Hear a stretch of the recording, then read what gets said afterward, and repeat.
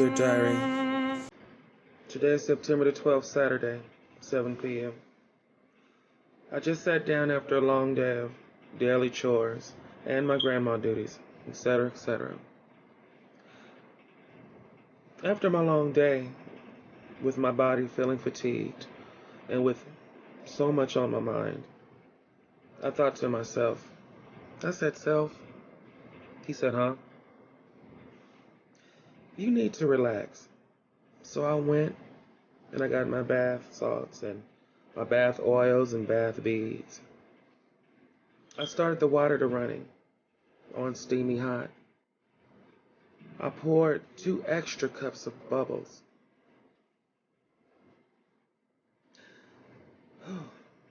And I gave myself a long, hot, spiritual bath. I washed away my anger, my doubt of self, and many other things. My insecurities, my frustrations, my heartbreaks, my bitterness. I rinsed all the stress out of my hair. I rinsed the bondage and negativity down my back.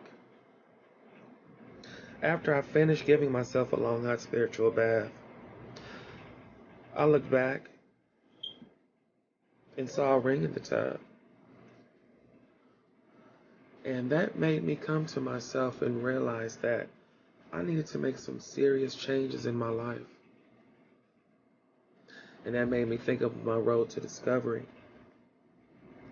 and me finding myself through sharing my life on YouTube.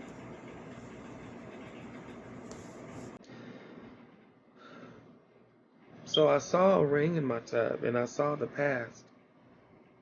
I cleaned the tub with forgiveness and love. I dried off my fears and thanked God for another blessed day.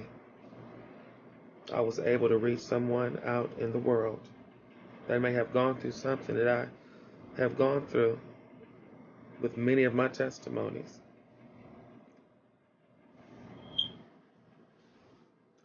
I mean, I'm not perfect, dear diary. I have my doubts.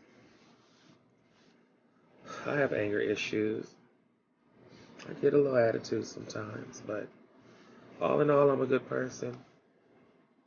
And my MO is to spread love and to help people. And I pray it comes back to me also. I mean, I'm not a robot. I deserve love too. I finally found my self-worth. And I finally know that I deserve to be loved. I'm a human being also. Well, dear diary, that's enough for today. Guess I talk to you tomorrow, which is myself. All right, then. Sincerely, KrisPheonix.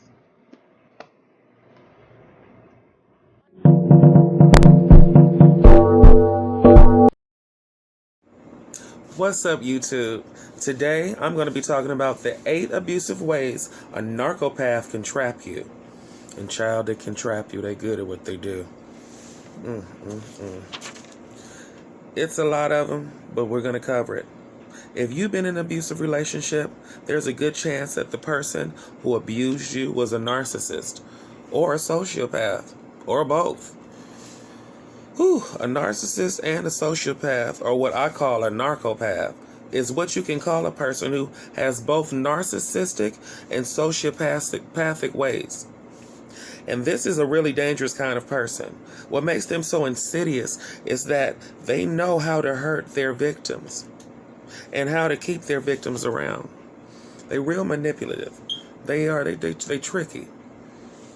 Here are some of the most common things narcissistic sociopaths use to torture and control their victims. And why should you run opposite direction when you notice them in your relationship? I mean, we ignore a lot of things in our relationships. And we end up hurting ourselves at the end and forget who we are. So, get ready, y'all. Here you go.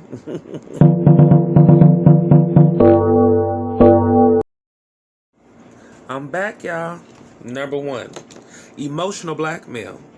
This abuse tactic basically takes advantage of the best that you have as a conscience. They will guilt you whenever you stand up for yourself, make you feel horrible in refusing them, and basically tell you if you love them, you would listen.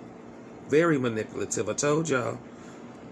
Narco-Paths love using this because it will make you think you're the bad person, even when you've done nothing wrong, and that makes it easier for them to blame you for the mistake that they made. Basically blaming you for everything they messed up in their life. Number 2, isolation. Ever noticed how most people in abusive relationships tend to be closed off and in the corner, even at a party? Hi, how you doing? Oh my God, no. Something wrong. He beating her. I'll say it, but you know me. Anyway, everybody ain't on the same spiritual path I am. Anyway, this is because narcopaths hate positive people in their victims' lives because it makes them feel more empowered. Narcopaths don't want to make you feel empowered or have anyone else make you feel empowered. Empowered people have the strength it takes to stand up to a narcopath, and narcopaths hate this. Their solution is to force you to cut your friends out of your life and separate you. If you don't cut the people out your life, they may even go as far as to smear your name so others will cut you off on their own. That's deep, ain't it? It's done happened to me. It's done happened to me. But we ain't gonna get into that. Number 3, gaslighting is a tactic that is all making you feel like you're insane, like you're crazy. This is when they keep insisting that the things they didn't actually happen. Oh no, I didn't tell you I loved you last night. I said I like you a lot. Oh no, my bad, I said olive juice. I want some olive juice. Just lying. You ain't crazy. They also question your intelligence as a way to further undermine your confidence and your sanity. The less you trust your sanity, the more they rely on that, which is what they want. They want you to feel like you're going to always question yourself. Maybe I did hear things wrong. Maybe I did misunderstand you for what you said to me about these 9 years. Okay. Stop it, Christopher. You're focus. Maybe I am crazy. So they want to manipulate you into thinking you're thinking something that you're really not. It really happened. He really said it. He just regrets that he said it, and it's a manipulation mind game. Whoo, it's deep. It gets deep. Okay, where we at, y'all? Number 4. I ain't lost you. Undermining your confidence. Narcopaths are all about undermining your self-esteem through backhanded compliments, criticism, and subtle jabs. They do this because it makes them feel good about themselves and makes it easier to control people and how they feel about your self-esteem. It helps them bring down all of your self-esteem. When they give you a compliment like you made them their favorite meal. Oh, this is good, baby, but it is a little crusty. It's too much cheese. Oh, you look good, but you did gain a little weight. You know what I mean? Like you compliment me and then you mess it up. You make me a good bucket of milk and then you turn it over. Who eating cereal? Not me. I'm still hungry. Anyway, okay, focus. But I'm just saying. Number 5. Let me get to this because I done got pissed off myself. Affection withdrawal. Narcopaths are all about controlling people and boosting their own self-esteem at any cost. If they know you love yourself, they're going to be like, I got to back up then. I got to bring down their self-esteem and make them squirm a little bit. And to me, that's just premeditative emotional murder. I don't like it. It's ugly. After withdrawal is also used as punishment for refusing to do what a narcopath tells you to do. Like, Let's say they want a favor from you, and then you say, no, you can't do it. Then they don't call you for a couple of days, or you tell them that you're going to make them their favorite meal or do something for them, and you forget because you were so busy doing something else for them. And they get an attitude and want to just regress off. Boy, you can stay regressed. Anyway, number 6, love bombing. This is what gets most people hooked on Narco-Paths, and Lord, it hooked. Right hand to God, I got to be honest. It happened to me twice. I let them hook me. It's not my fault. It's not my fault. I'm still on the road to discovery. Love bombing. This is what gets most of us hooked on Narco-Paths in the first place. I had to read it again, Lord Jesus. This is a tactic that is all about luring someone into a relationship with them.